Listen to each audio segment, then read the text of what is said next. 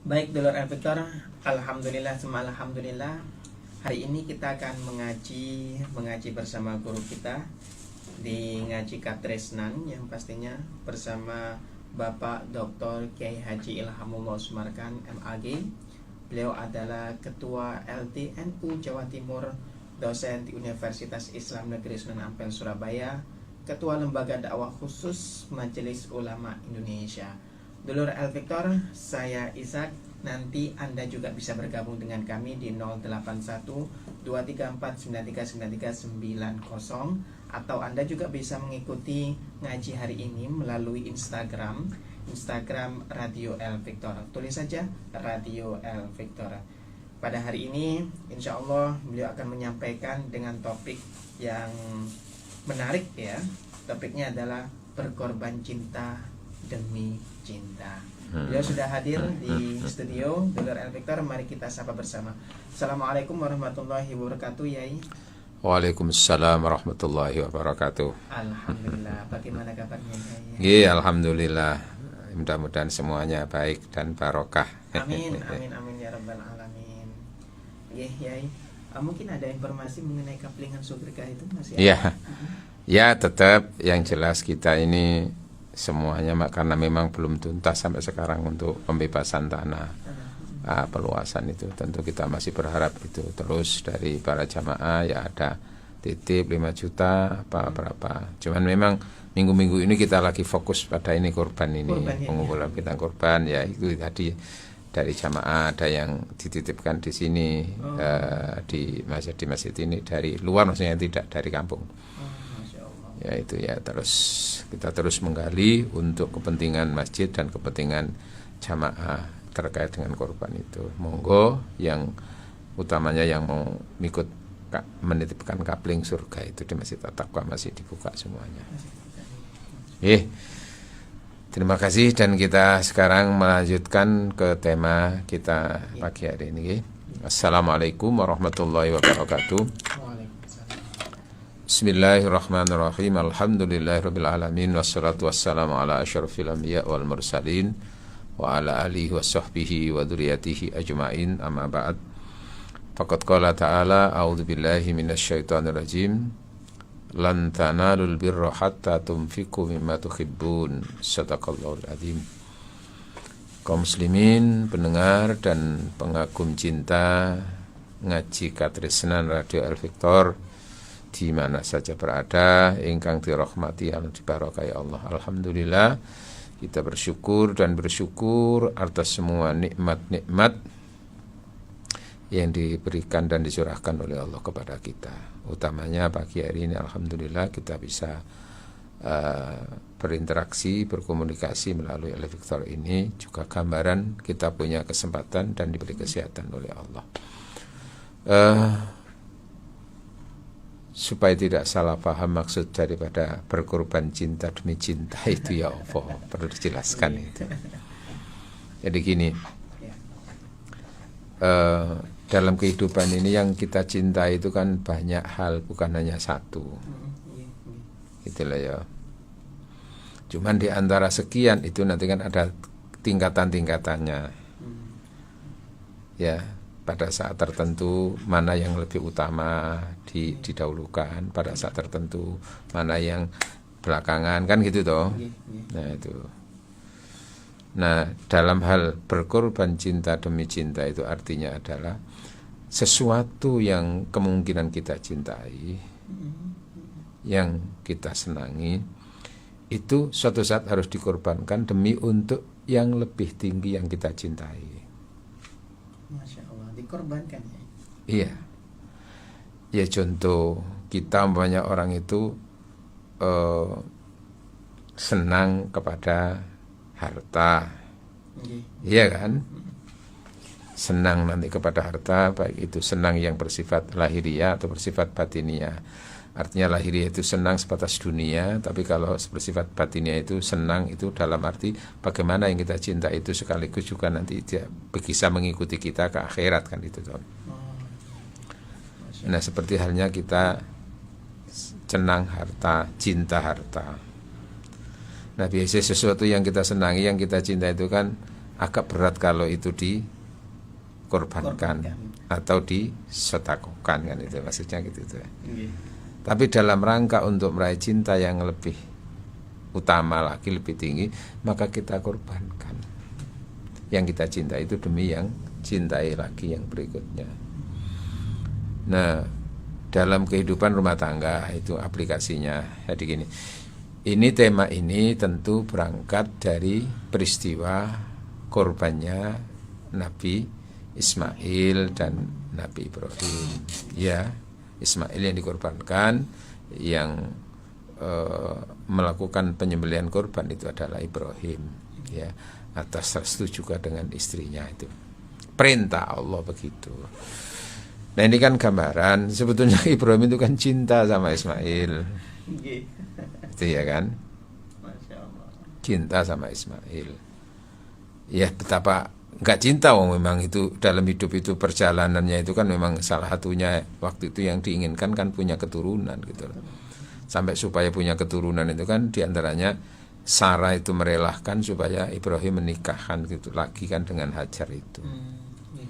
Nah, setelah menikah kan betul lah Ibrahim akhirnya melalui Hajar itu Allah memberikan karunia anak gitu. Nah, bisa dibayangkan kan dari perjuangan untuk punya anak seperti itu terus punya gitu lah ya. Betapa cintanya tercurah kan gitu toh. Cinta. Nah, pada saat ketika Ismail itu sudah menginjak usia mulai remaja, ya katakan sudah tamyiz gitu, sudah bisa mengerti hitam putih atau apa gitulah ya, sudah siapa ini tamyiz itu. Falamma balagha ya, ketika ia sudah mencapai usia sudah berupaya sendiri bisa gitulah ya. Lalu Allah memerintahkan kepada Ibrahim untuk mengorbankannya, untuk menyembelihnya. Ini kan antara dua hal yang dicintainya, cinta kepada Allah, cinta kepada anak. Tinggal nanti akhirnya berat mana ini gitu. Demi Allah harus mengorbankan cinta kepada Ismail, atau akhirnya demi mempertahankan Ismail dia tidak menuruti perintah Allah. Loh iya kan?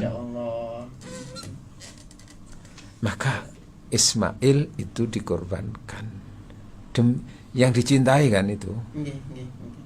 Demi siapa? Demi yang dicintainya. Siapa?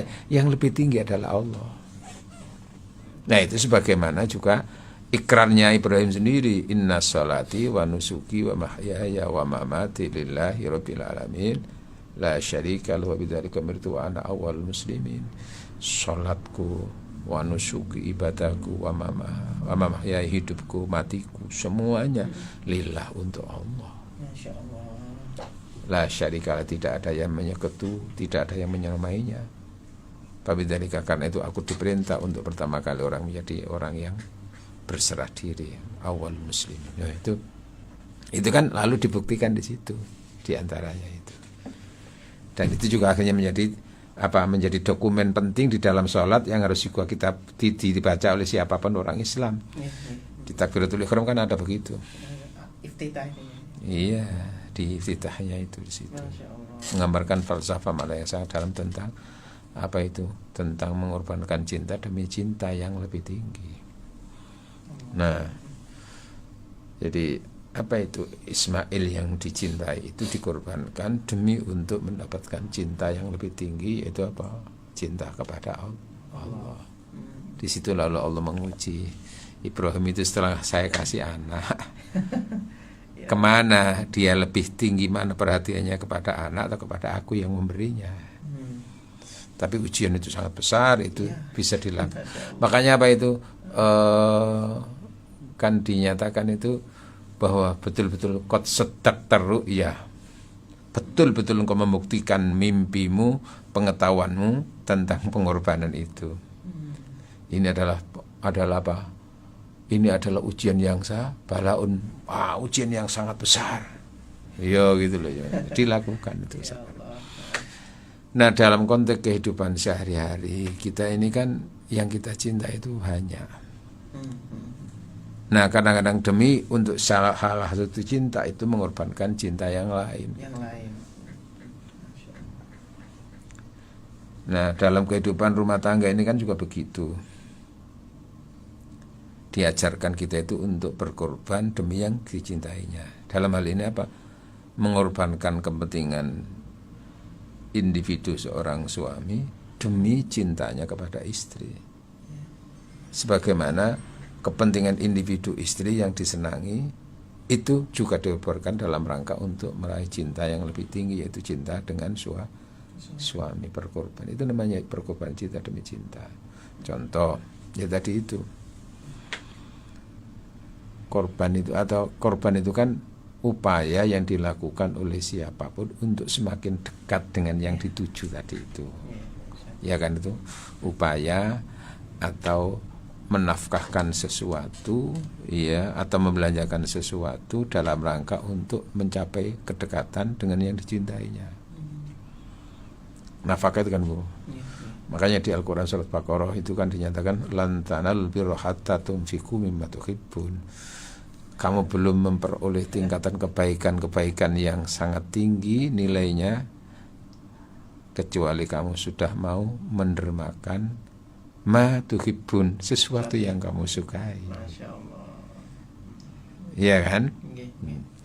Maka lalu berkorban di sini kan kadang-kadang mengorbankan yang kita cintai untuk mendapatkan cinta, untuk mendapatkan sesuatu supaya kita juga dapat gitu loh ya. Tapi nanti ada tingkatan berkorban yang kita cintai demi yang dicintainya itu, bukan demi diri yang berkorban ini. Demi yang dicintai ya. Iya kan, ada tingkat begitu kan. Itu tingkatan pengabdian kan begitu. Nah, satu contoh, seorang suami itu mencari nafkah, bekerja, lalu mendapatkan rezeki kan. Secara umum kan manusia kan juga senang, laki maupun perempuan, senang terhadap harta, senang terhadap uang itu, sehingga ada istilah cinta. Nah, ini bagaimana yang kita cintai harta ini bukan hanya untuk kita, tapi kita korbankan demi yang lain, kita nafkahkan demi yang lain, demi cinta kepada istri. Masya Allah. Itu loh. Maka di situ ada nilai pahala yang tinggi. Lah, salah satu pahala nafkah yang tertinggi itu kan malah di situ kan. Rasul menyatakan dirhamun anfaqtahu fi sabilillah wa dirhamun anfaqtahu fi raqabatin wa dirhamun sadaqta fil masakin wa dirhamun anfaqta fi ahlika a'dhamuha ajron ma anfaqta ala ahlika. Satu dirham yang engkau nafkahkan fi sabilillah, satu dirham yang engkau nafkahkan untuk membantu memerdekakan budak, satu dirham yang engkau sedekahkan untuk orang miskin, dan satu dirham yang engkau infakkan untuk keluargamu atau untuk istrimu. A'dhamuha ajron, yang terbesar pahalanya dari 4 tadi itu adalah ma anfaqta ala ahlika, apa yang kau nafkahkan, apa yang kau sedekahkan untuk keluargamu, istrimu. Ini kan mengorbankan cinta demi cinta. Artinya seseorang ya tentu senang dengan penghasilannya itu, tapi dia tidak ingin menikmati sendiri. Kalau perlu dia nggak usah menikmati demi yang dicintainya itu bisa lebih bahagia kan gitu toh. Maka diserahkan gitu. Oh, itu namanya berkorban cinta demi cinta. Sebagaimana kita juga diajarkan berkorban cinta demi cinta, kita senang kepada harta. Ya, kita diberi rezeki oleh Allah, kita senang dengan itu. Maka setelah tadi tingkatan pertama itu dikorbankan, dinafkahkan untuk kepentingan keluarga, kepentingan anak dan istri, ya kan? Karena itu tingkat. Lalu setelah itu bagaimana? Ini ada nilai pengorbanan yang kita cintai itu untuk yang kita cintai, dalam arti cinta secara universal, itu kepada masyarakat yang membutuhkannya. Maka dalam ilmu keluarga, setelah urusan pribadi-pribadi terpenuhi apa yang dibutuhkan dan yang diinginkan itu, maka ada aspek sosial yang lebih luas lagi. Pada tetangga kiri, minal fuqara wal masakin dan seterusnya itu. Maka wujudnya adalah merelakan sebagian hartanya untuk dibelikan binatang kambing atau binatang ternak, untuk nanti bisa dibagi-bagi dengan tetangga orang-orang miskin yang lainnya. Jadi lingkup keluarga sudah kan, Nah kan sini sosial itu. Naik lagi ya. Ya, tadi kan lebih luas itu jangan. Dalam arti jangkauannya itu, sodakonya itu bukan di lingkup keluarga saja, tapi bagaimana sosial tadi itu, hablum minan nasnya itu dijamin. Nah ini kan mengorbankan cinta yang kita cinta itu kita nafkahkan, kita belanjakan untuk yang kita cintai. Kenapa? Karena kita juga diajarkan untuk mencintai masyarakat, mencintai sesama manusia. Nah salah satu wujud mencintai sesama manusia itu adalah bagaimana kita memberi manfaat kepada mereka. Di hari korban seperti ini ya ada manfaat daging itu. Nah itu begitu. Nah kita ini kadang-kadang kalau urusan mau nyicil ini, oke, beli ini, oke, semuanya. Beli tiket untuk bisa ikut sepak bola, beli. Nah sementara yang beli untuk akhirat kadang-kadang itu ketika musim korban seperti ini kan beli tiket akhirat itu. Kadang-kadang ketika itu nggak nyiapkan untuk itu, nggak disiapkan untuk kepentingan itu, yang disiapkan adalah malah tusuk satenya. Artinya apa? Dia ketika itu dia merasa diri sebagai orang miskin untuk nanti dapat santunan dari korban orang lain. Dia sendiri yang tidak korban, nyiapkan tusuk supaya dapat santunan. Nah ini kan menjadi apa? Orang seperti merasa miskin kalau sudah begitu. Padahal semangat Islam itu bagaimana kita bisa berkorban untuk orang lain. Bukan kita punya semangat untuk mendapatkan daging korban dari orang lain itu loh ya ini itu ya sampai ada guyon kan begitu malah nyiapkan tusuk sate supaya dikasih orang ya di sini. Nah oke, jadi apa yang kita senangi itu kita serahkan untuk kepentingan yang kita cintai secara universal. Tadi itu termasuk kita senang terhadap harta itu, setelah kita cari-cari lalu kita mendapatkan, kan senang itu. Tapi bagaimana senang ini kita korbankan juga nanti untuk demi cinta yang lebih luas tadi itu. Nah sudah dalam lingkup manusia sudah seperti itu gambarannya. Lalu kita ini juga senang terhadap apa yang kita miliki secara lahiriah itu, secara duniawi itu, kita berhadapan dengan cinta yang lebih tinggi yaitu Allah. Ya, artinya kita ini kan punya nafsu, punya kesenangan. Itu dari sisi itu ya. Senang apa kita. Nah, pada senang dengan sesuatu itu, pada waktu yang sama kita sedang dipanggil oleh Allah. Oh, maten ya. Iya kan? Masya Allah. Apakah kita tinggalkan kesenangan itu? Iya kan? Contoh, kita senang untuk melihat TV, kita senang untuk melihat pertandingan sepak bola, pertandingan itu. Pada saat yang sama sedang dengar azan. Yang waktu itu siapa yang manggil? Allah. Kita korbankan apa enggak itu? Kesenangan itu tadi. Iya kan? Iya. Yang kita cintai tadi itu loh. Ya, tingkatannya kan bisa senang, tingkatannya sampai cinta, saking cintanya menjadi apa? Sampai penggemar bola, gila bola.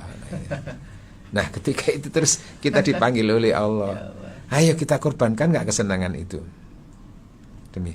Nah itu sejalan dengan yang kita ikrarkan tadi itu, inna sholati wa nusuki wa mahyaya wa mamati lillah. Yang kita senangi itu kita korbankan. Gambarannya kan begitu. Iya, lumayan sulit. Nah, cuman yang sering terjadi kita kadang-kadang itu hubungannya dengan Allah, ibadah dengan Allah itu kan ngukurnya kan bukan bagaimana baiknya menurut Allah, bagaimana keinginan Allah terhadap diri kita itu. Tapi itu ukurannya adalah ketika kita sudah senang, rela, baru kita melakukan. Contohnya sholat tadi itu. Idealnya kan panggil itu langsung datang kan begitu maunya Allah itu. Fas'au ila dzikrillah, segera kamu mengingat kepada Allah tadi itu. Ketika dipanggil oleh Allah kan. Makanya memanggil itu kan dengan kata-kata adzannya itu kan dengan kata-kata nada, panggilan. Makna panggilan kan sangat beda dengan sekedar pemberitahuan. Iya kan? Adzan kan bukan pemberitahuan, panggilan itu sebetulnya. Nah, dipanggil oleh Allah, itu contoh yang kita cintai karena beliau Allah lah yang memberi segala-galanya untuk kita. Termasuk kita bisa mendengar juga karena Allah. Kita bisa melihat sesuatu juga karena Allah. Iya kan? Kita punya TV juga karena Allah. Saat ini Allah memanggil, ayo, mana yang dinomorsatukan ini? Allahnya ataukah barang yang diberikan oleh Allah itu? Ya Allah. Maka di situ seneng aku saja nonton TV, acaranya begini. Tapi Allah sedang memanggilku. Karena cintaku kepada Allah lebih tinggi. Sudah, maka dikorbankan kesenangan ini. Demi cinta yang lebih tinggi. Nah, saat tadi itu seperti Ibrahim dan Ismail itu kan begitu. Senang kan cinta sama Ismail itu. Iya kan? Secara lahiriah, secara nurani, secara lahiriah, secara apa, pokoknya semuanya namanya anak ya senang dan cinta karena anak itu adalah harta kekayaan yang tak ternilai. Senang. Tapi harus dikorbankan ku ya apa? Nah itu contoh. Nah, seperti tadi itu kita. Jadi tingkatan praktek berkorban demi cinta untuk cinta itu tadi tingkatan lingkup keluarga dulu antara suami istri. Ya antara suami istri, lalu nanti tingkatan sosial, kemudian tingkatan dengan Allah yang lebih tinggi. Untuk suami istri ya kadang-kadang ya istri perlu berkorban demi suaminya. Ya contoh maunya ya kalau nuruti senenge dhewe ya enak ngene iki turu ae ngene. Tapi kalau bojo, apa bojo gak butuhno aku lho ngono ya. Ketika itu mungkin kepinginnya itu tidur maunya, apalagi rotok-rotok ngantuk didik ngene iki langsung turu. Tapi kok bojo masih minta dilayani iki apa iki. Nah, mengorbankan kepentingannya, mengorbankan apa kesenangan saat itu, apa maunya dia, tapi demi menyenangkan pasangannya yang dicintainya itu. Kan itu kan juga nggak mudah gitu itu. Iya kan, itu kan mengorbankan kepentingan itu, maksudnya itu yang dicintai itu tadi, mengorbankan waktu demi. Sebagaimana nanti suami itu kesana pontang-panting untuk mendapatkan sesuatu. Setelah mendapatkan sesuatu kan senang itu, tapi nanti akhirnya kan bukan untuk dirinya, juga untuk istrinya. Loh kayak gitu itu loh. Sama nanti akhirnya itu istri itu menunggu suami, nanti akhirnya apa? Kebetulannya dia maunya istirahat gini, tapi suami datang, bergerak. Ketika dia lagi senang dengan HP-HPan, WA-an mungkin itu, terus ketika suami datang, dikorbankan nggak waktunya senang dengan WA, Instagram, Twitter tadi itu, terus demi ketika ada suami datang itu. Kan ada yang nggak respon sama sekali. Bahkan sampai akhirnya bojo teko, dele-dele tas dewi, sampai nang kamar ganti baju dewi, terus sampai nanti atus-atus dewi, sampai nanti ngombe-ngombe dewi, sampai nggak ngombe-ngombe dewi. Kan tahu nih kan, istrinya apa duduk, ini.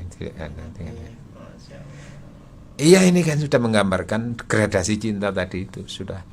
Itu kenapa? Karena fokusnya akhirnya pada individunya. Kesenangan saat itu, bukan bagaimana aku mengalahkan kepentingan kesenangan saat ini demi yang lebih cinta lagi, demi kepada suami, demi kepada kan gitu tuh.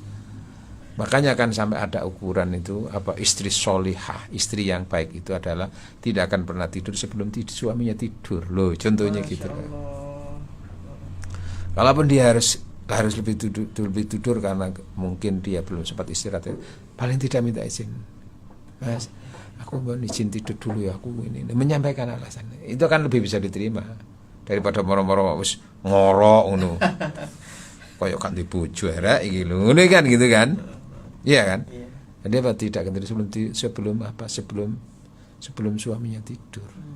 Kalaupun dia harus tidur dulu ya dapat izin atau dapat ridhonya. Ya kenapa? Karena persoalan kemungkinan nanti suami membutuhkan dirinya. Iya kan?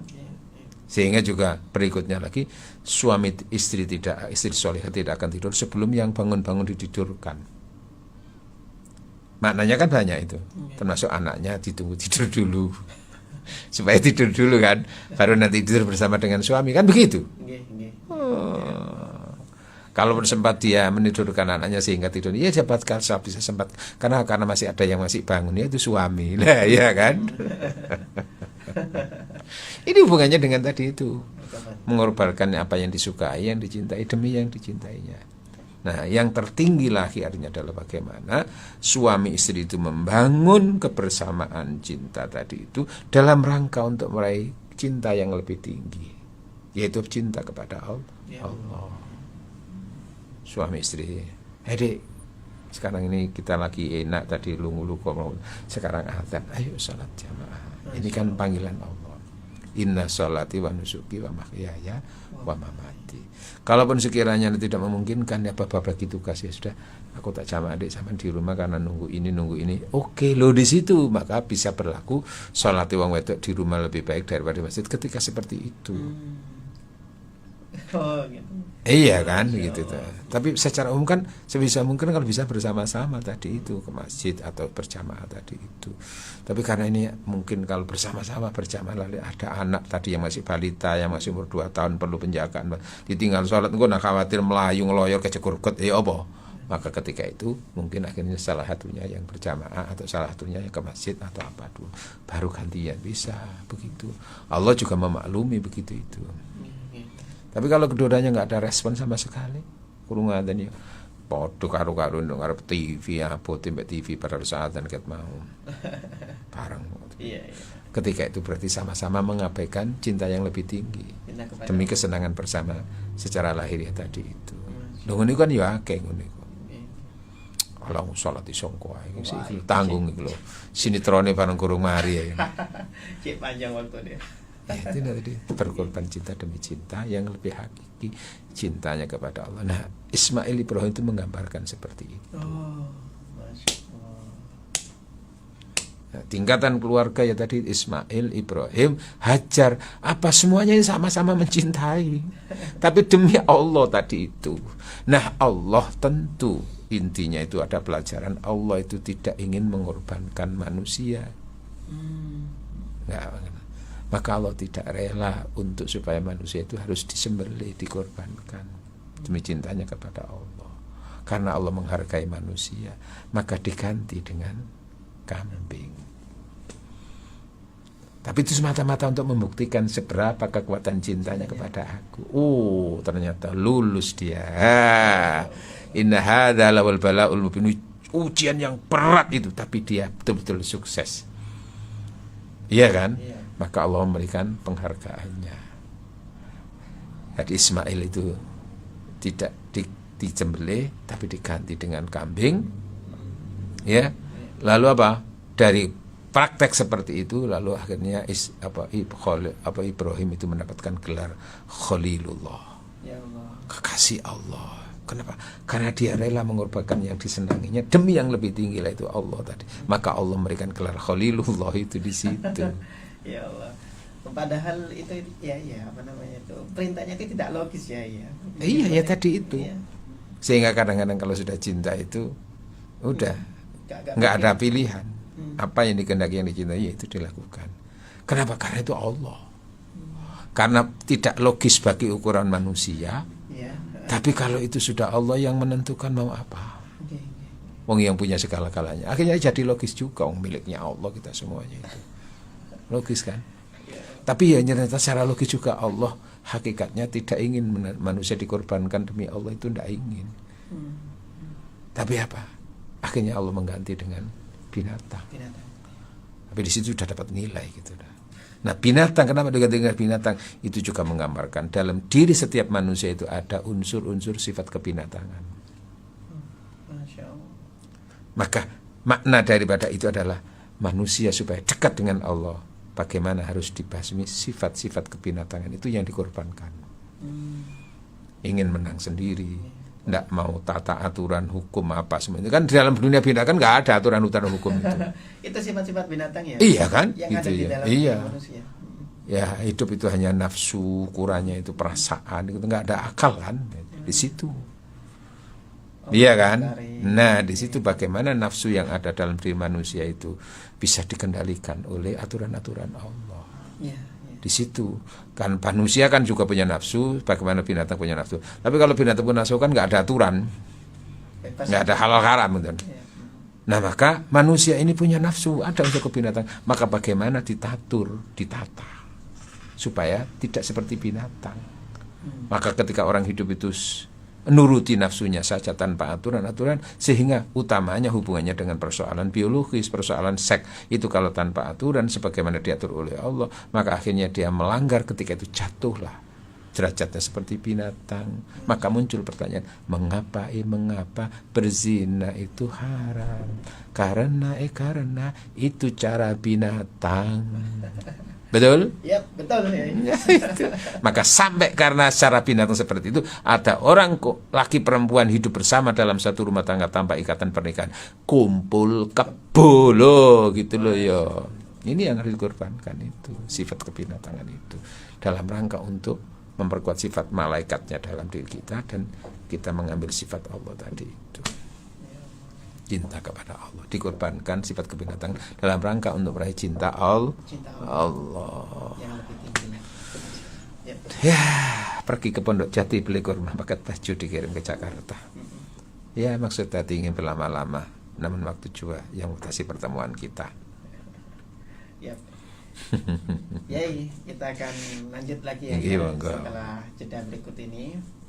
Dulur, Anda juga bisa bertanya, kirimkan saja pertanyaan Anda melalui nomor 081234939390, atau bisa mengikuti kajian pada pagi hari ini melalui radio Instagram Radio El Victor, Instagramnya Radio El Victor, tulis saja Radio El Victor.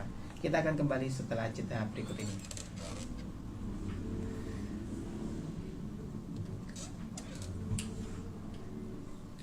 Baik, Dulur El Victor, silakan Anda kirimkan pertanyaan Anda di 081234939390. Kita akan lanjutkan bincang kita bersama beliau dengan topik yang sangat menarik sekali, berkorban cinta demi cinta.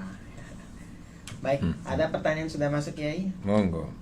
Assalamualaikum Ustadz Ilham. Waalaikumsalam warahmatullahi wabarakatuh. Mas Ishak, kalau ada pertanyaan ini ya, kalau saya pergi jamaah sholat subuh ke masjid, itu berangkat lebih dulu karena suami saya itu berangkatnya kalau pas azan. Karena saya tidak suka berangkatnya terkupu-kupu. Di sana ya menggos-menggos. Nah, itu bagaimana? Tapi suami mengizinkan. Iya, enggak apa-apa. Ya, enggak apa-apa. Enggak apa-apa ya. Kan tidak, syaratnya tidak harus bersama. Ya, apalagi tadi itu supaya nanti yang istri itu ada jeda untuk tidak langsung takbir tata langsung sholat itu. Maka tentu lebih, ya sebisa mungkin kalau bisa itu berangkatnya lebih dulu sebelum adzan selesai, sehingga nanti ada jeda qobliyah, itu bagus itu gitu. Ya. Tapi kalau misalkan tidak ada izin ya, ketika itu maka tidak ada izinnya karena alasan apa? Kalau sekiranya alasannya tadi ada untuk hal-hal yang penting di rumah, kemudian untuk hal-hal yang menghindari fitnah dan macam-macam, maka ketika itu sholatnya istri di rumah lebih baik daripada memaksakan ke masjid. Ya, tapi kalau tidak ada penghalang apapun, terus tidak ada kebutuhan apapun di rumah, hanya nganggur-nganggur aja, terus juga nggak ada fitnah ke masjid, ya sebaiknya suami juga bersama-sama mendampingi istri. Tapi kadang-kadang ada yang tidak mengizinkan kan supaya mendampingi suami di rumah, tidak kemana-mana. Kenapa? Karena suaminya malas. Nah itu yang nggak tepat, itu suami seperti itu. Masya Allah. Gak usah sholat, jamaah sholat oman guys, sudah. Dampingi aku di rumah gini lah, aku cek santai-santai gini. Loh ya, ketika itu sih males kan sing lanang. Yang ini ya gak dituruti. Ya. Jadi tergantung urgensinya, kepentingan suami melarang tadi istri ke masjid tadi itu. Nggih. Ada seperti itu nanti. Nggih, monggo. Lanjut pertanyaan kedua, Yai. Yo, monggo. Assalamualaikum Yai Ilham. Waalaikumsalam. Mau tanya mengenai tadi yang disampaikan berupa berkorban. Berkorban seperti korbannya Nabi Ibrahim kepada Nabi Ismail. Nabi Ismail kepada Nabi Ibrahim ini. Kemudian bagaimana kalau misalkan saya ini punya anak dan juga punya istri. Nah, anak ini membutuhkan uang dan istri juga membutuhkan uang.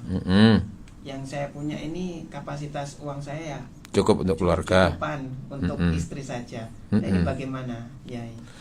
Maka ketika itu ya fokuskan kepada istri dulu.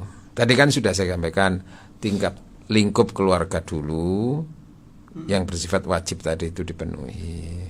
Ketika sudah terpenuhi kecukupan, Ya bukan keinginan lah ya, kebutuhan ya. Kebutuhan itu dengan keinginan kan beda. Keinginan kan nggak ada batasannya.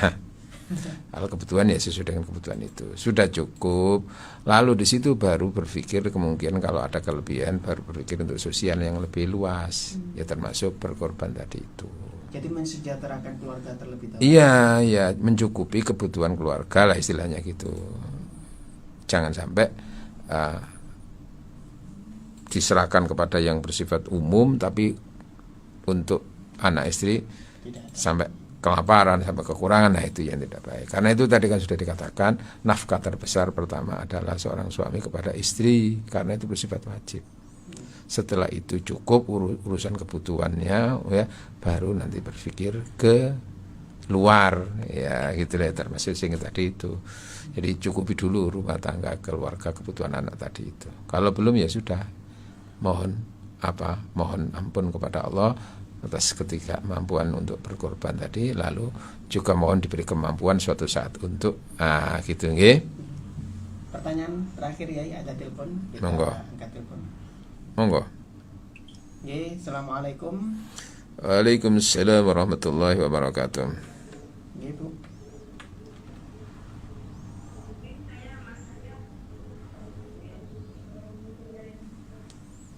Apa pertanyaannya? Mohon maaf Ibu, suaranya belum jelas. Suaranya ngefek. Ada radionya, mungkin bisa dimatikan Ibu. Nggih, silakan. Surat An-Nisa ayat 20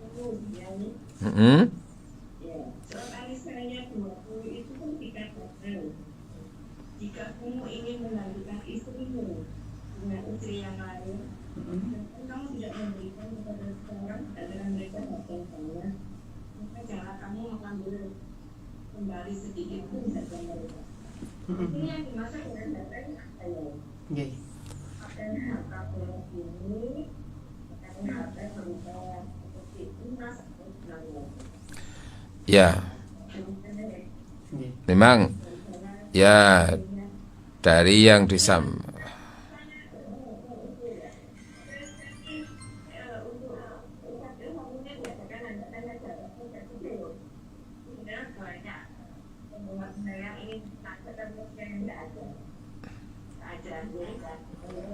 Nggih. Jadi oke, itu tadi masukan. Jadi terkait dengan ayat yang disampaikan tadi itu, jadi ketika suami itu telah memberikan kintoron, itu harta yang banyak, itu memang ada semangat dan anjuran sebisa mungkin seorang suami itu memberikan mas kawin niku sing akeh. Mas kawin ini ya. Iya, termasuk pemberian iku niku. Lah nek wis dikekno, ya wis dikekno, terus kan suami mendapatkan juga pelayanan dari istri, sudah halal kan. Maka ketika sudah kamu berikan itu, jangan kamu ambil, ya jangan atakhudunahu, apakah kamu mengambil kembali dengan cara menuduh istrimu macam-macam yang sekiranya tidak ada bukti gitu loh ya. Jadi begitu. Jadi diambil kembali itu bukan harta gono gininya itu, tapi apa yang sudah dipersembahkan oleh suami tadi dalam perkawinan itu jangan diambil selama suami sudah mendapatkan hak-haknya dari istri. Pertama adalah hubungannya dengan mahar tadi itu. Karena sudah mahar kan menjadi haknya Istri ya. istri gitu lah. Jangan terus tiba-tiba terus Minta. dia katakan dengan itu lalu dia menceraikan, lalu diambil kembali. Nah itu sudah nggak boleh gitu. Nggak boleh ya. Iya, sudah haknya istri. Kecuali kalau sekian setelah dia menikah, kemudian sudah memberikan memberikan maharnya tadi itu, terus belum terjadi apapun termasuk hubungan suami istri, ya, terus dia ada persoalan apa lalu menceraikan. Maka ketika itu bagaimana tentang mas kawin yang sudah diberikan tadi itu? Bisa diminta minimal ya separuhnya gitu. Enggak utuh ya. Iya, karena sudah diberikan tadi itu. Dan kalau bisa ya sudah direlakan saja, itu yang bagus begitu. Masya Allah. Ya sudah, wis gak apa-apa, ono masalah ya wis. Nah, di situ. Jadi semangatnya kalau suami itu memberikan yang banyak, tapi jangan semangat istri yang menuntut banyak, itulah ya. Setelah diberikan itu jangan merekayasa apa-apa lalu menuduh istri macam-macam, terus dia maunya supaya dia tidak berlangsung, terus dia mungkin mau menceraikan atau terus sehingga mau itu. Jadi yang dikaitkan dengan tadi itu bukan harta gonogininya, tapi apa yang sudah diberikan oleh suami tadi itu. Kalau harta gonogini itu kan hasil usaha bersama dalam rumah tangga tadi itu. Sebetulnya dalam Islam itu ya nggak ada muncul istilah gonogini, tapi itu di Indonesia ada muncul karena bersama-sama bekerja, sehingga apa yang dihasilkan oleh suami tadi hakikatnya juga sebetulnya bersama dengan istri tadi itu. Kalau yang sudah bawaan ya tentu itu bukan gonogini, nanti kan ada harta bawaan kan, miliknya suami dari orang tuanya warisannya, terus miliknya istri dari orang tuanya, itu yang tidak dibagi-bagi. Sudah milik sendiri-sendiri itu istri itu.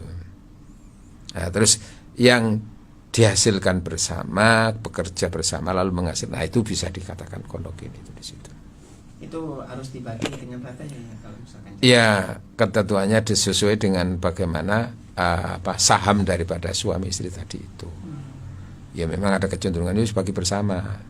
Tapi yang jelas itu nanti sebetulnya dalam Islam, lalu kembali kepada Islam itu istri itu adalah menerima dari suami, mestinya begitu. Tapi kalau kenyataannya itu juga istri juga bekerja ya dan menghasilkan harta di dalam rumah itu, ya kalau bisa semangatnya dalam Islam itu ya itu miliknya istri gitu. Suami sudah itu milik kamu, kamu semua apapun kebutuhan di sini adalah kewajiban seorang suami. Jadi yang kamu hasilkan ya untuk kamu. Tapi kalau kamu mau berpartisipasi untuk kebutuhan keluarga, ya sebetulnya aku nggak butuh, tapi kamu kok mau ya monggo. Itu bagus, suami yang unik. Bagus ya. Ya suami gitu itu. Nah nanti kalau terjadi perceraian itu baru nanti itu ada pertimbangan tadi itu. Nah nanti itu yang akan menentukan itu di pengadilan agama biasanya. Ketika antar suami istri nggak ada kesepakatan, baru nanti di tingkat pengadilan itu. Tapi kalau ya sudah gak apa-apa sing kono nggon, wis aku gak apa-apa ala apen kepin kono, wis aku tak iki ae ngono, secara kekeluargaan itu nggak ada masalah ya sudah gitu.